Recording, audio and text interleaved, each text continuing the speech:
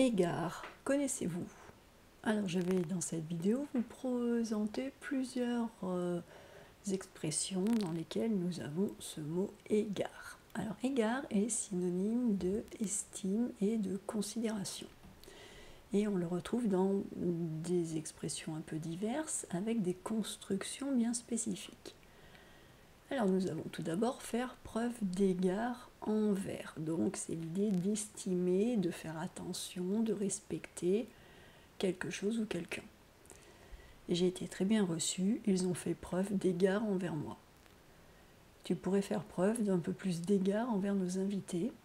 Je veux que vous fassiez preuve d'égard envers nos clients. Donc là, dans ces exemples, faire preuve d'égard envers, c'est faire preuve d'estime, de considération, c'est respecter. Respecter soi-même, les invités, les clients. Donc faire preuve d'égard. Et le verbe faire, bien sûr, on peut le conjuguer à tous les temps. Eu égard à. Alors eu égard à, ça signifie en considération de, en prenant en compte telle et telle chose, et donc c'est une expression figée. Vous devriez être puni pour cette action, mais eu égard à votre attitude générale, nous vous donnerons une deuxième chance. Eu égard à ton état de stress, nous allons nous relaxer pour aujourd'hui. Vous avez été nommé pour recevoir une distinction eu égard à l'ensemble de votre carrière. Donc on voit là qu'il s'agit bien de prendre en considération quelque chose ou des faits. À l'égard de. À l'égard de signifie envers, vers. Il a fait preuve de beaucoup de patience à l'égard des enfants. Donc il a été patient avec les enfants. Il s'est montré poli et courtois à l'égard de mes parents. Avec mes parents, vers mes parents, envers mes parents, il s'est montré poli et courtois. J'ai quelques doutes à l'égard de cette théorie, je ne suis pas convaincue de sa solidité. Donc voilà, quand j'entends ou quand je lis des choses sur cette théorie, j'ai des doutes à l'égard de. Donc ça peut être à l'égard d'une personne ou à l'égard d'une chose. À cet égard signifie de ce point de vue par rapport à ce dont on parle. Les études, à cet égard, il n'est pas très doué. Elle adore cuisiner. D'ailleurs, à cet égard, elle tient de sa mère. Ma voiture est encore en panne. À cet égard, je n'ai vraiment pas de chance. J'ai bien révisé pour mon examen. Je sais que j'ai fait tout ce que je pouvais à cet égard pour y arriver.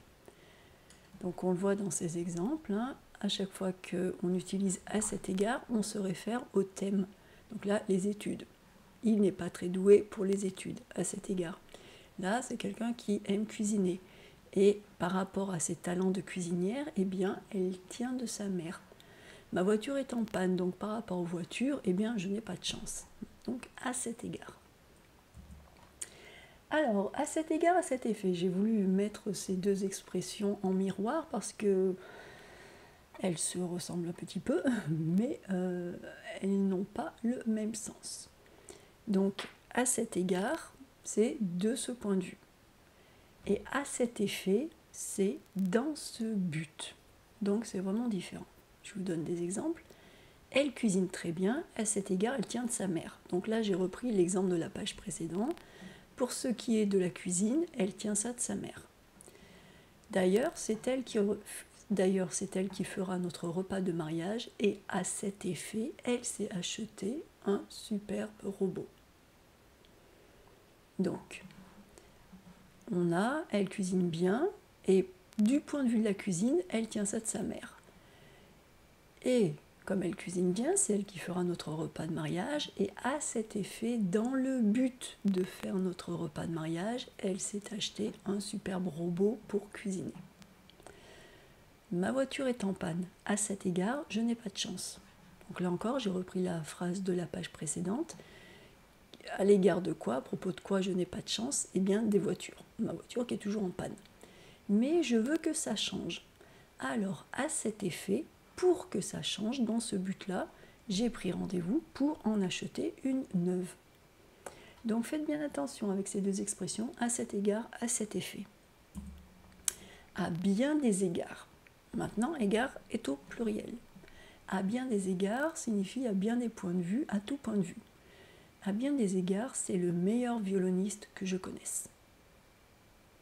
Ce restaurant est parfait à bien des égards, hein, par beaucoup d'aspects, par beaucoup de points de vue. Eh bien, ce restaurant est parfait, ou cette personne, c'est le meilleur violoniste que je connaisse. On peut également amoindrir cette expression en disant, par exemple, il travaille bien, mais à certains égards, il pourrait faire un peu mieux. Donc là, on n'est pas à bien des points de vue ou à tout point de vue, comme on était dans les deux premiers exemples, mais on est par certains aspects, par certains côtés, à certains points de vue. Donc il travaille bien en général, mais pour certaines choses, il pourrait faire mieux. Donc voilà, à bien des égards, à certains égards. J'égare, regardez comment on l'écrit. J'égare, c'est le verbe égarer, et le verbe égarer signifie perdre. On a également s'égarer, réflexif, se perdre. Très souvent, j'égare mes clés et j'ai du mal à les retrouver. Je te donne ce document dès que je le retrouve, car pour l'instant, je l'ai égaré. C'est très intéressant, mais nous nous égarons un peu. Revenons au sujet de la discussion. Donc, je vous ai donné égard. En termes de signification, c'est complètement différent par rapport aux autres égards que nous avons vus. Mais je vous l'ai donné tout simplement parce qu'il s'agit d'un homonyme ou homophone que l'on prononce pareil, mais là nous sommes avec un verbe du premier groupe que l'on conjugue et qui signifie perdre, mais perdre momentanément. Quand on égare quelque chose, comme là dans la première phrase, j'égare mes clés, j'ai du mal à les retrouver, mais je les retrouve quand même. Si c'est égaré pour toujours, eh bien on ne va pas dire égarer, on va dire perdre. Donc égarer, c'est quelque chose, c'est une chose pour laquelle on ne sait plus trop où on l'a mise, mais on va la retrouver, on espère qu'on va la retrouver. Donc j'égare, phonétiquement la même chose, mais regardez bien, ça ne s'écrit pas pareil. On est dans un verbe. Égare à toi. Alors là aussi, phonétiquement, on est très proche. Hein. Égare, égare, j'égare, égare à toi. Mais ça ne s'écrit pas du tout de la même façon. Et au niveau de la signification, gare dans ce cas-là signifie fais attention. Et gare à toi si tu n'as pas de bons résultats à l'école. Alors là, ça serait des parents en train de parler à leur enfant. Hein. Je t'ai dit de ranger ta chambre et gare à toi si tu ne le fais pas. Sous-entendu, si tu ne ranges pas ta chambre, tu seras puni. Donc le « et », on peut l'enlever. Si on veut, on peut l'enlever. Comme ici. Gare à toi, je vais bientôt me mettre en colère. Voilà, ça veut dire arrête-toi, je vais m'énerver. Prends garde à toi. Donc je vous donne cette expression aussi parce qu'elle est proche par rapport à égare à toi. On est assez proche. Hein. Donc prends garde à toi, ça signifie fais attention. Donc c'est proche phonétiquement, mais en termes de signification, bon là on est vraiment plus dans le conseil, vraiment essayer d'éviter des problèmes à quelqu'un. Cette route est dangereuse, sois prudent et surtout prends garde à toi. Prends garde, tu risques vraiment d'avoir des problèmes. Je te conseille vraiment de prendre garde à toi, la situation est sérieuse. Prends garde à tes affaires, ne les laisse pas sans surveillance à la plage. Donc dans tous ces exemples, prends garde est synonyme de fais attention. Sans crier gare. On a aussi un petit air de famille avec gare, sans crier gare. Sans crier gare signifie, c'est une expression qui signifie sans prévenir, sans avertir, par surprise. Il est arrivé sans crier gare, mais nous n'avions rien à manger. Donc voilà, il est arrivé à la maison, il n'a pas prévenu, et nous, on n'avait rien à manger, donc ça a été un petit peu délicat. Un matin, il est parti sans crier gare, et nous ne l'avons plus revu. Voilà, il est parti sans prévenir, et on ne sait plus où il est. C'est arrivé comme ça, sans crier gare, on n'a rien vu venir. Donc voilà, c'est un événement qui est arrivé, on ne savait pas que cet événement viendrait, et puis c'est arrivé. Donc voilà pour ces explications. Je suis partie de égard, eu égard à l'égard de, et puis j'ai dérivé sur un plan phonétique de façon à vous donner d'autres expressions, d'autres mots qui sont assez proches et que l'on peut confondre. Donc c'est pour vous éviter de les confondre. Vous avez des exemples. Encore une fois, n'apprenez pas tout. Dans cette vidéo, il y a beaucoup de choses, beaucoup d'exemples. Ne les apprenez pas tous. Voyez ce qui vous plaît, ce qui vous convient, et puis le reste, eh bien, vous reviendrez, vous l'apprendrez plus tard, une autre fois.